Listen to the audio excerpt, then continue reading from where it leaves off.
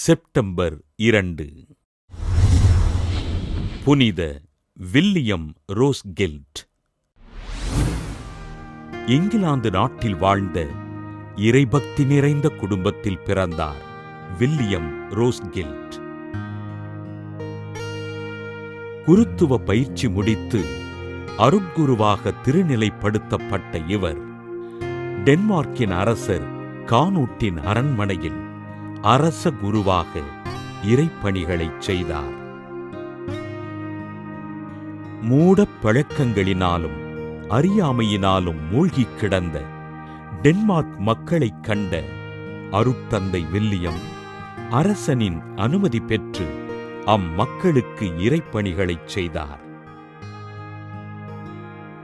Denmark மக்களுக்கு ஆண்டவரை அறிவித்து அம்மக்களை மனம் திருப்பிய அருட்தந்தை வில்லியம் கிபி 1044 ரோஸ்கெல்ட் மறைமாவட்டத்தின் ஆயராக நியமனம் செய்யப்பட்டார்.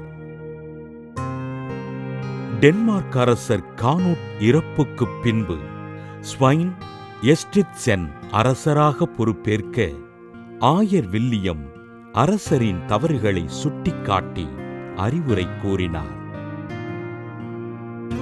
ஆயர் வில்லியம் ஆண்டவரின் நற்செய்தியினை அரசர் ஸ்வைன் எஸ்ட்ரித்சென்னிற்கு அறிவிக்க மனம் திரும்பிய அரசர் ஆயரோடு ஆண்டவரின் பணிகளைச் செய்தார். அறியாமையில் மூழ்கியிருந்த டென்மார்க் மக்களுக்கு ஆண்டவரை அறிவித்து கிறிஸ்துவ விசுவாசத்தினை கட்டி எழுப்பிய ஆயர் வில்லியம் கிபி 1070 விண்ணகமடைந்தார்.